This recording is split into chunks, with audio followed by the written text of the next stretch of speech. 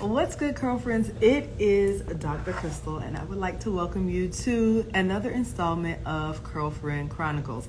Now, if this is the first time we're having the pleasure to meet, I am Dr. Crystal Cunningham, clinical pharmacist, transformational curl care specialist, and the founder of Bold Culture Beauty. And today we are here to explore simple strategies that help us save time, build confidence, and make natural hair care easy. And then also engage with other curl friends to help normalize the struggles that we may have on our natural journeys and ultimately get to a place where we can make natural hair care easy. Now, I do see that my curl friend is here. I'm going to go ahead. Conversation, y'all. I'm super excited about today. On this journey, I have learned that our natural journeys, while they may be different, some struggles are the same, some struggles are shared. And so in an effort to pay it forward, I try to bring on girlfriends who can help normalize being who you are on your natural journey, and then help to also pour into us to give us simple strategies for us to be our best selves as we continue to progress on this natural journey. And so I am so excited that my new girlfriend has decided to join us today. I'm super excited to get into this conversation with her. I personally am a fan of yoga and wellness, and so I was super happy to find curl friends in that space that look like me, not just in tone, but also when it comes to hair care, who are embracing who they are and are taking a holistic approach to it. So I'm going to allow you to introduce yourself. I'm super excited to get into this conversation with everybody, and go ahead and tell everybody who you are and what you do, and then tell me what you love about your natural hair. Oh, okay. Well, thank you, Dr. Crystal, for having me. First off, I'm happy to be here. And yeah, like she said, my name is Lesline. I teach yoga to new moms, and more specifically, I show new moms how they can put themselves first through the use of yoga. The thing I love most about my natural hair, I would say, um, it sounds ironic to say, but there is a sense of freedom with it that I have, that I do like. It can be frustrating at times, I will say that. But now that I like do have a routine with my hair and I know like what I need to do, I'm more confident in how I show up too. So I like the freedom. I guess will be the short response, what I like most about my hair. No, and I actually think that's really good. And one of the things, I went live yesterday with another girlfriend, and one of the things that we talked about was getting to a space where we can free ourselves to be ourselves on this natural journey. And so I can appreciate that you love the freedom that comes with being natural, because I think a lot of times there's pressure to look a certain way, to be a certain way, to act a certain way. And we all need to get back to being ourselves, our authentic self. And for those of us who have chosen to be natural, part of that is embracing our hair, embracing the way we look, embracing the ups, the downs, and the struggles, and then learning through all of that. And then being free and gracious with ourselves to realize that everything doesn't have to be perfect. Right. And everything doesn't have to fit into this box that we thought it had to fit into, especially when it comes to natural hair care. So I do appreciate that you enjoy the freedom that comes along with the natural hair, because I too enjoy that freedom.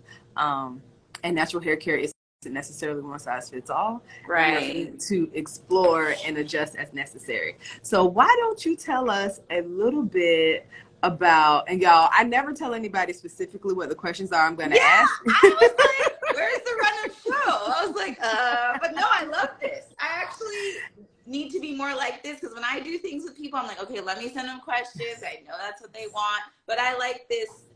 Yeah, this is good. So let's talk a little bit about your natural journey and how you got to where you are, where you can appreciate the freedom that you are experiencing on your natural journey. So how did you start your journey to natural? Yeah, I feel like when everybody else did in 2009, I feel like there was a moment in 2009 where all us Black girls, like there was like 3 or 4 Black natural hair YouTubers, and I saw a bunch of them doing it, and I was like, you know what? I want to go back to my natural hair because my mom actually, and she still is to this day, has been natural. Actually, I think my whole life. I actually need to ask her how. Anyways, but like as long as I can remember, my mom has been natural, and she has instilled in my sister and I like wear the hair on your head. Like Mm-hmm. we're not straightening it. She was all about she didn't want to be spending her whole weekend in the beauty supplies like store. That was her whole thing. So she was like, I don't want to be taking you every so and so weeks to get your hair permed. So she was like, embrace your natural hair. But being a kid, I was like, I don't want to hear it. And I was like, I want my hair permed. So like I would like beg. I had to beg Crystal for my mom to let me perm my hair. And I would perm it here and there, and then I would go back. And it wasn't until 2009 when I graduated high school that I was like, you know what? I'm gonna do my hair natural because I'm seeing it online now. And like it was such an exciting time too. If you remember 2009, like starting to see people that looked like us Right. online, I was like, what is like, and I remember showing my mom, my sister, I was like, look, there's women that like look like us that have their hair and they're like doing their hair on the internet. Like, what is this? So I started like playing around with my hair. And I actually, because my hair was permed, I did the big chop in 2009. And then let my hair grow out for a little bit, dyed it, did all these things. Then, oh my God, it's been so many different things I've done with my hair since 2009. And if people have been, that are on here have known me for that long, they know I've done all different types of things. And then we'll fast forward to when I got pregnant. I decided to lock my hair because I heard once you have kids, like you don't have time. So I was like, okay, let me lock my hair. And I say like because we can get into that later, but just learning how to prioritize your time, right? So got my hair locked, had my hair locked for about 2.5 years. And then a year or so ago, a year and a half, I did the big jump again. I cut off all of my locks and I threw them away, which I was told I shouldn't have done that, but I did. I didn't know. So I threw them away because they're like, people are like, you could have put them back in. And I was like, I didn't know that was a thing. I didn't. Anyways. So now I'm back again. And have been fortunate to find a natural hair person, Miriam. She's in Oviedo, that has taught me like how to embrace my hair, because since 2009 up until like a year ago, I really struggled with like, I didn't know my hair could curl like this. Right. I didn't know that this was possible for me. Like I was like, oh, that's for the other girls, because I technically have like 4C hair, or like, you know, that kind of hair. So it would always just look like a way I didn't like, but I would still wear it because I was like, this is my hair. Like y'all are, and you can even look on my feed right now, like go all the way down. Before I knew how to really take care of my hair, it looked the way it looked. But because of yoga and like being in therapy and those things, I learned how to be confident in myself no matter how I look externally, right? And that doesn't mean that I just look any kind of way, but I'm just saying like that's where the confidence started, was by going on my personal development journey. No, and I think that's really rich. A couple of things that you said that stood out to me were, one, when you realize that your hair could do a thing that you thought was always for someone else. And I think sometimes the images that are projected make us think that certain things are unattainable.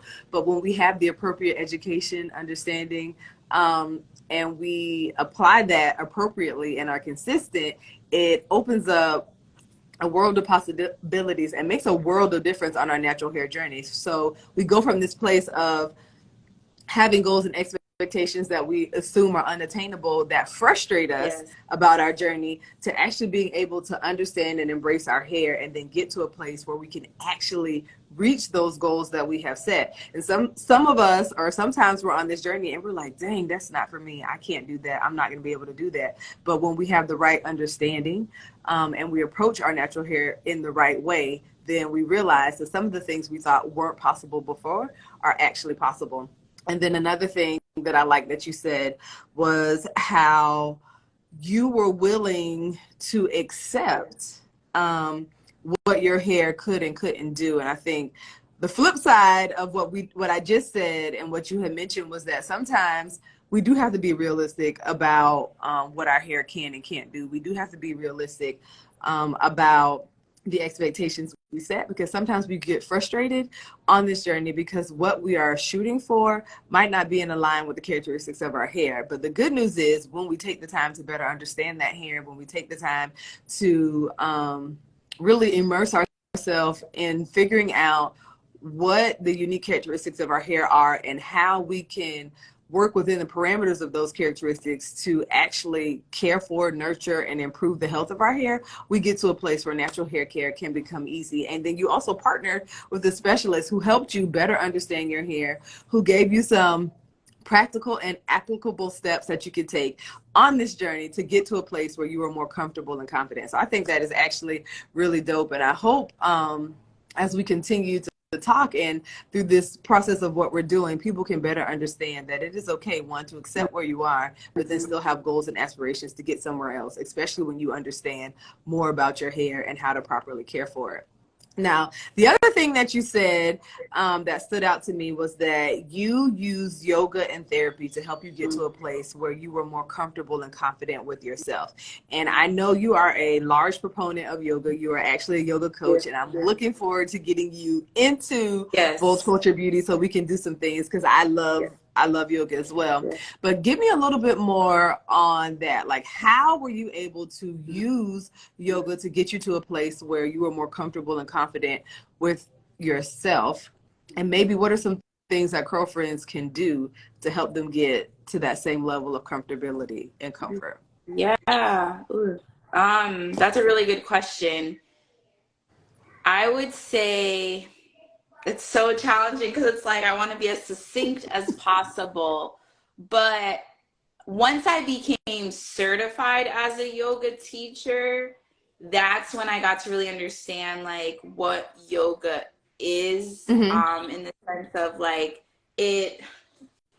First, I will say this: yoga is not a religion, because I know a lot of people in our community are like, oh, like have things to say about that. So it is not a religion. It is a way that you can unionize your mind, body, and soul through the use of moving your body, through the use of breathing. And then that can ultimately help you connect with God or whomever you call on to as that higher source, right? So learning that, like once I became certified, going through the training, and I was like, wow, like more I got quiet with myself and started meditating and praying and all those things, I started realizing that as corny as this may sound, I was like, I am created in his image. Like I'm created in God's image. God lives in me. Like these are the things I learned actually through my yoga teacher training. They didn't blatantly teach us this in the yoga teacher training. I want to put that out there. But the more quiet, because you have to do, your trainings and those kind of things. And a lot of it is like sitting in silence and like stretching. And so the more I'm like sitting in this silence and I'm stretching my body and I'm releasing trauma and all of that, really, I'm like, wow, I am beautifully and wonderfully made. And so the more that I practice yoga, meditating, and breathing, it got me more comfortable with living in my skin. That is really what it was. So I would say the part being quiet with myself. Like, and I don't think a lot of us do that enough, like just sitting in silence, which can be scary too, because if you're used to like everything always being loud and being in places that are always loud to do certain types of things to get closer to God, the silence can be like, well, what am I supposed to listen for? But I promise you, it'll come up what needs to come up for you. And if it comes from God, it's always good. It's always good. No, and I think that is powerful. One of the things that I am learning to do is sit with myself in the silence. And it is hard because there's so many things that run through our heads, so many things that life kind of throws at us, and then so many avenues that we can actually use to distract ourselves. Like our phones are always there. Our kids, if we have them, are always there. Our jobs are always there.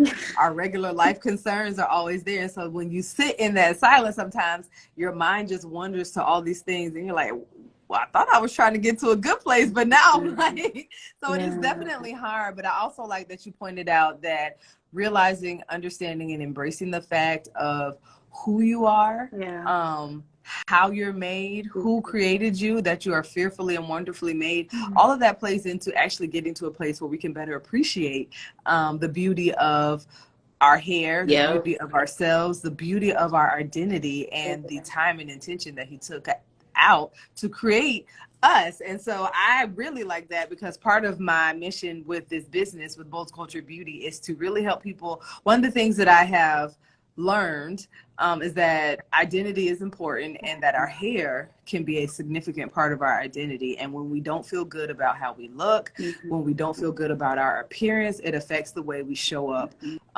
in other spaces and places. And so all of this that I'm doing is to really help us get our power back, to really help us better understand who we are and how we were made, but then also equip us with tools that we can actually apply to help us get to a place where we feel beautiful, where we are confident, and we can boldly embrace who we are and who we were meant to be, and take up the space that we were meant to take up in this world. And so I appreciate you pointing that out. And I would encourage girlfriends, even if they, and I like this free thing that you said, that yoga is not a religion, because we do have a stigma that we put on things that we don't understand, that we often tend to label. And so hopefully that freed somebody to, you don't have to practice yoga, but we can all practice sitting in silence. So right. You don't necessarily have to go through the process of practicing yoga, but you can practice sitting in silence. You can practice taking moments, mental breaks for yourself, because one of the things that I'm also a big proponent of, because I am a pharmacist, is that we should take a holistic approach to hair care, and a holistic approach to the way we care for ourselves, our minds, and our bodies in general. And so I appreciate that you freed some people today by letting them know that it is not a religion, but that you also give us the space and freedom to, if that is not our thing, just to get to a place where we make the mental space to sit in silence and to appreciate who we are, whose we are, and how we were made. And so tell me a little bit more about, because you said something about earlier, we'll get into us having time. So I think on our natural journeys, time is a very important thing. None of us want to spend all of our time doing anything. So you said you were going to get into helping us better understand how we had more time. So what was that you were? Oh yeah, you're really good at remembering. I don't know if you're but what I meant with that is, so part of my natural hair journey, I got locks. I had locks for about 2.5 years. The main reason I got locks was because I heard like I wouldn't have enough time once I became a mom. Like, I saw all my friends that working moms, like, girl, your time, what is that? Me time? No. Self-care? No. Like, that's not happening for you. So I was like, okay, let me lock my hair up, because my hair, before I understood how to really take care of it, I was like, it's hard to deal with. Like that. Those are the things I was telling myself, right? So one thing also I will say with that, now I have a lot of friends who are like, how do you do all of these things, right? And I like to say first, I don't. Like, you will see me online showing up consistently and all of that. But there are other things like, you know, I have support in other types of ways, right? And then sometimes some things just don't get done, right? So I like to always say that first, because I feel like when you're like, okay, well, what is time management, right? Is in essence what we're talking about. And so for me, it's definitely very intuitive with my time management. So like some seasons of life are regimented and I'm writing things out. right now I'm in a season where things aren't really being like regimented as they should, if I'm going to be honest with you all. But there are things that I know I have to do every Right. day. And the only reason I am like that now, where I don't have to really write things out, is because for years, I would like be writing things down. I'd be doing this, I'd be doing that. So now I'm in a space like, okay, every day I write 10 things I'm grateful for. Every day I sit on the side of my bed and I just be looking and sitting in silence is what I'm doing, right?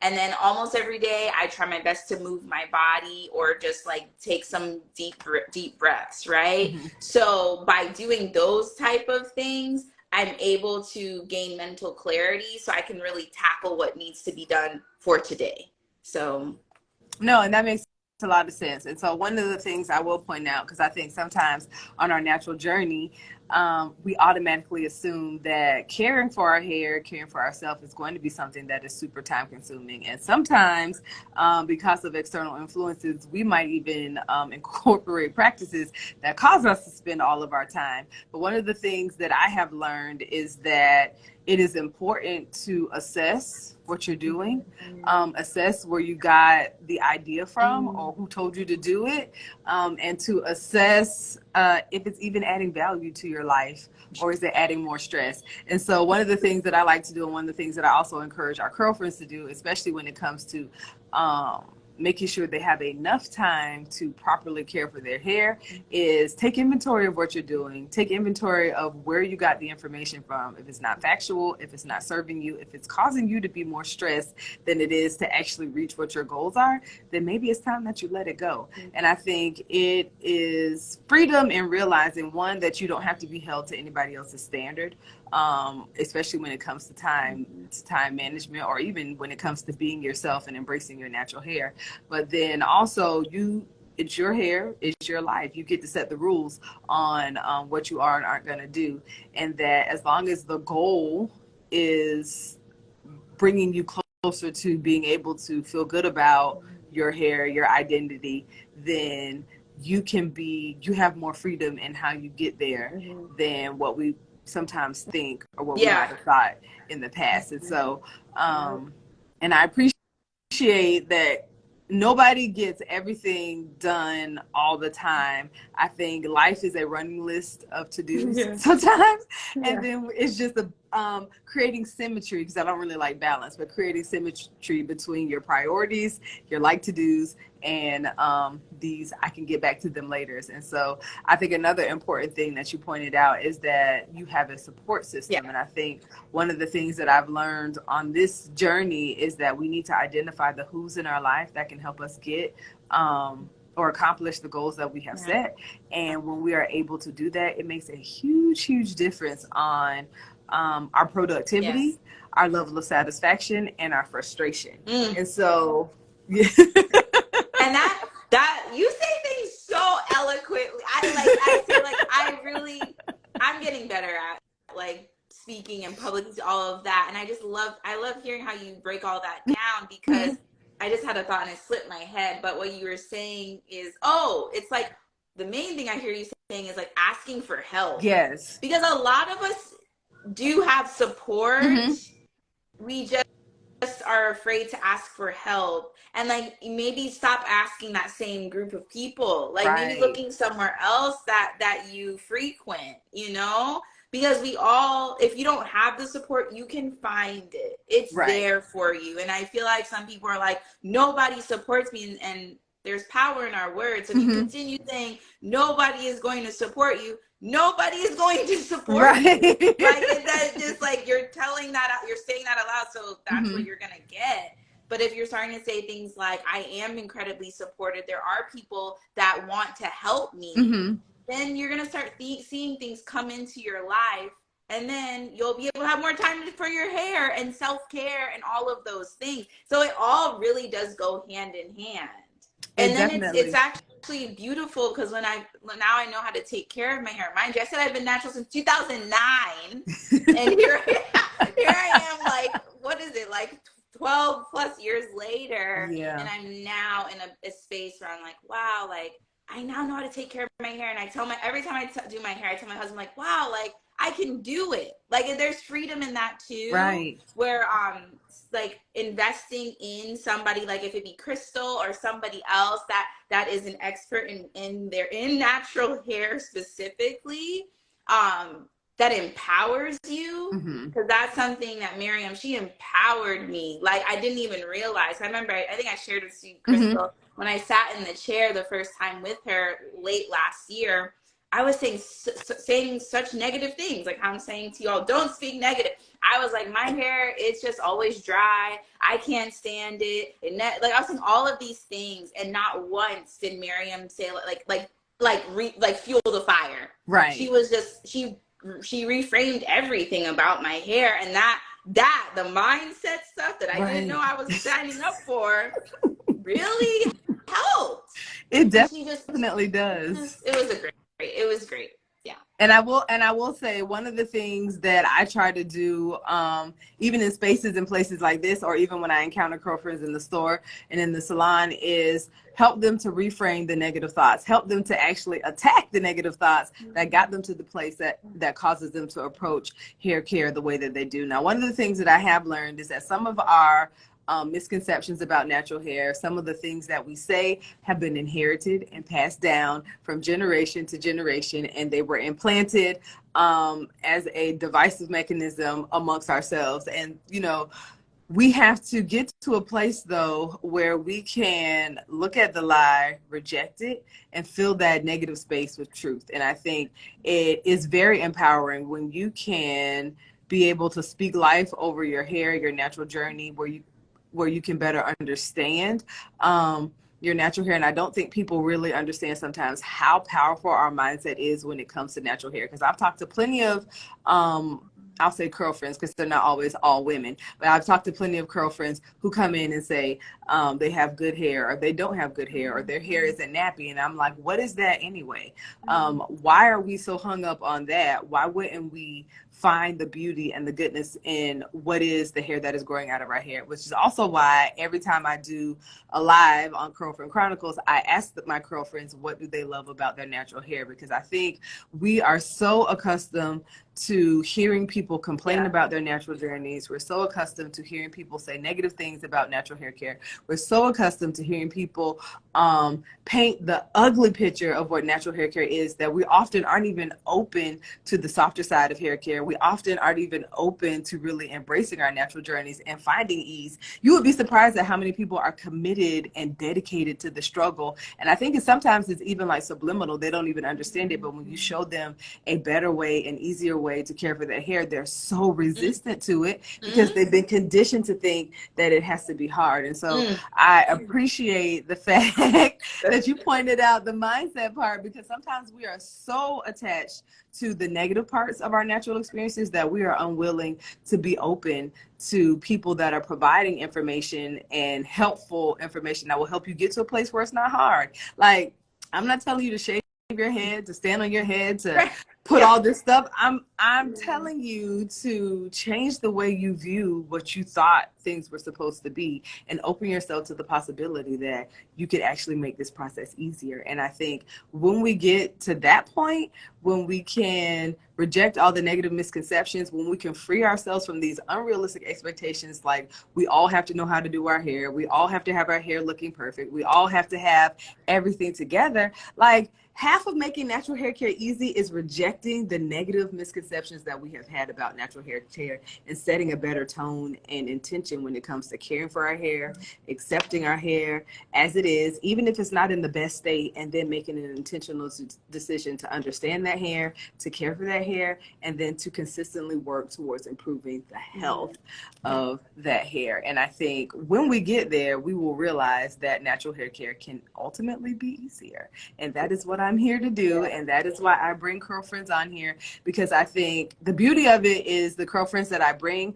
have in their own way gotten to a place where they can appreciate their hair, where they understand their hair, where they're free to navigate their journeys and do what they want to do to and for their hair, and where they are loving and embracing that hair and ultimately working towards the goal of having healthy hair. And when we have healthy hair, it creates a healthier mindset. Our goals are easier to achieve, and we can walk into spaces and places and be confident. We could be feel good about ourselves, and we can claim that space that we're supposed to have. And so I know you do yoga. What are some mindset things that we might be able to incorporate into our daily lives that can help us maybe reframe some of those negative activities, or even when we have a day when our hair isn't giving what we thought it should give? I don't know. Where we can just like center ourselves and get back to a more positive mindset towards our hair. Yeah. Ooh, because like I said, there, like, before I figured out how to do my hair, my hair was just looking the way it was looking, and do just okay, practical tools, listening. Okay, let me focus. I would say really just going back to breathing, like just sitting with yourself when you get frustrated, because I still have those times too where like I'm doing my hair and I'm just like, I get annoyed, and then I have to take a moment and just take like 3 deep breaths, like the ones that go all the way into your belly, not just up in your chest, like really bringing that breath all the way down to your belly and expanding your belly, and then letting the air out through your mouth. Like doing deep belly breaths will help regulate your nervous system. So then you can, if that be you're doing your hair or your hair is not doing what it wants to, you can at least like think with a clearer head, okay, how am I gonna move forward? Am I gonna put a hat on, or am I going to like put it in a pony, whatever it is? But you'll be less frustrated with yourself. And by regulating your nervous system too, you'll be able to step out no matter how the hair on your head looks that day, and be more confident because you regulated yourself, and then you're not snapping at somebody like, oh, don't look at my hair. And it's like, I wasn't even looking at that. Like they're like, you know, I was looking at your smile, or I was looking at your cool shoes. You know what I mean? So but just checking yourself first, and how to check yourself first is regulating yourself first, regulating your emotions, regulating your nervous system. And the easiest way to do that is really with breathing. Like that is one of the most powerful things that we have, that we kind of discredit. We're like, oh, it's just our breath. And no, it's not just your breath, because if you hold your breath for 20 seconds right now, like you are probably like, oh my God, like that's when you're like, oh, I really need to breathe. So, and that's actually one whole aspect of yoga. There's 8 limbs of yoga, and pranayama, which is the breath. That is one whole thing of yoga. Like we learn just that, and different ways that you can breathe. So say breathing. Yeah. Breathing. And you know what I think is so dope? I was listening to an audiobook, and I've actually heard a couple of people say it after that, but that and I'm gonna get this part wrong, but like the actual linguistic spelling of Yahweh is the sound of the breath that we make in our mouth. So like when we breathe out, so it's like Yahweh without the vowels. So it's that Y.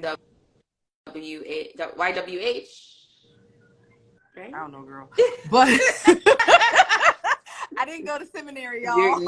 Neither did I. But when we breathe out, that is literally like a prayer or a praise, because it's like God's breath and God's name coming out of our mouth. And so I think that is very powerful when you say to center yourselves, and how one of the major limbs for yoga is built on breathing, but like just a simple thing that you can do that would center you, that would draw you closer to peace, that would draw you closer to God, that would help you have a better perspective and not frustrate yourself or feel some kind of way, is breathing. And I have gotten in the habit of actually, when I feel frustrated, breathing. When I see my kids getting frustrated, asking them to take deep breaths, because I understand that sometimes stress can be inherited.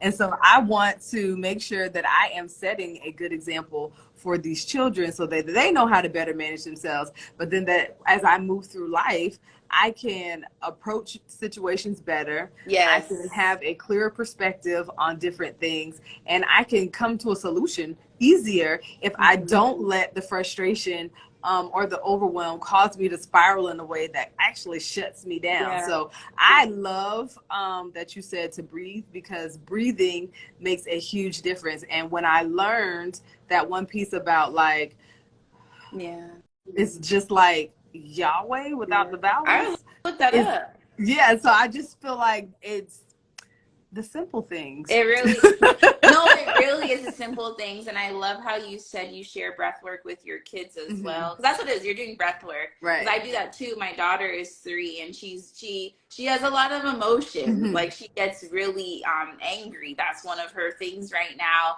And it's learning how to first me do my breath and then I get down to her and we breathe together. And that really like she like goes from like hot headed to like mellow, like within a few minutes, you It, know? So, and it's learning as a parent too to like really ground yourself right. before you like, cause sometimes I do catch myself Hmm. because it's like generational stuff where you're like, why are you crying?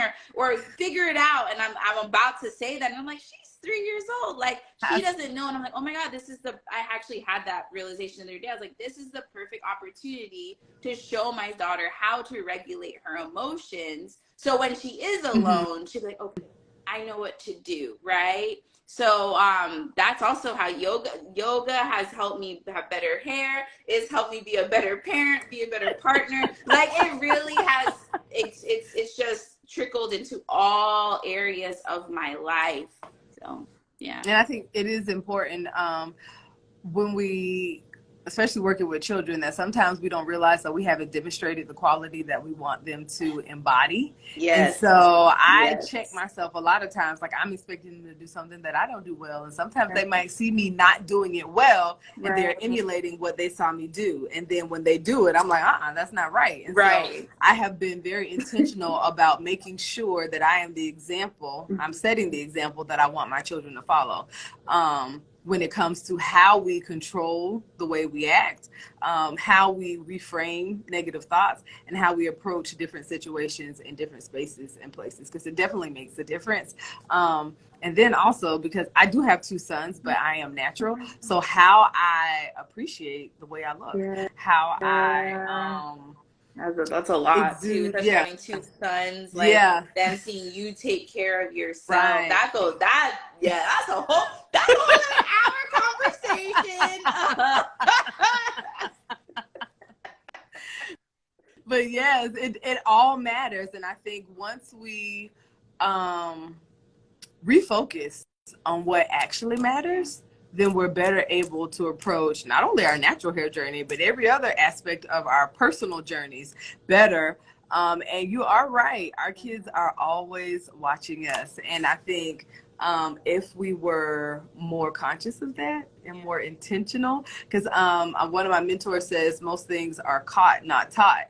And so we have to display the qualities that we want our children to emulate and exude on their own personal journeys and in order for them to do that, we got to check ourselves and realize what are we doing, which is also why it's always important to address the negative thoughts we have about hair care, the negative thoughts we have about image, because all of that stuff is caught by our children and they emulate those things. And so I am very intentional when I'm working with my kids to encourage them, one, to be able to care for their hair themselves. They're boys, but they both have hair. My youngest has a high top and my oldest has like a fro, so they have hair.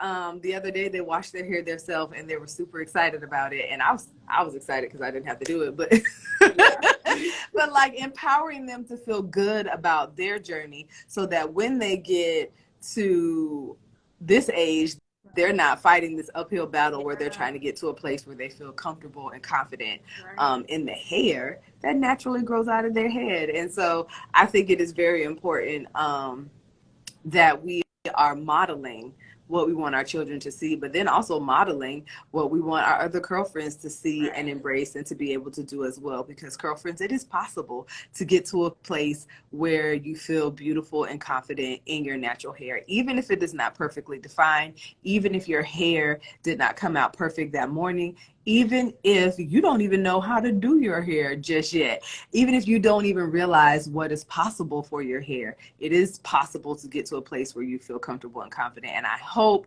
through doing these Girlfriend Chronicles and inviting different girlfriends with different stories, with different life aspects, with different journeys, that we realize that natural hair care while the basis of it may be the same, it's not necessarily one size fits all. Everybody looks different. Everybody's hair is different. And we don't have to be confined to looking a certain way, to acting a certain way, to have curls that are a certain way. And we're not expecting you to have it all perfect. And I still appreciate that you said that when your hair was looking how it was looking, you loved it anyway. Yeah. And I think we have to get to that space because it ain't always going to be perfect.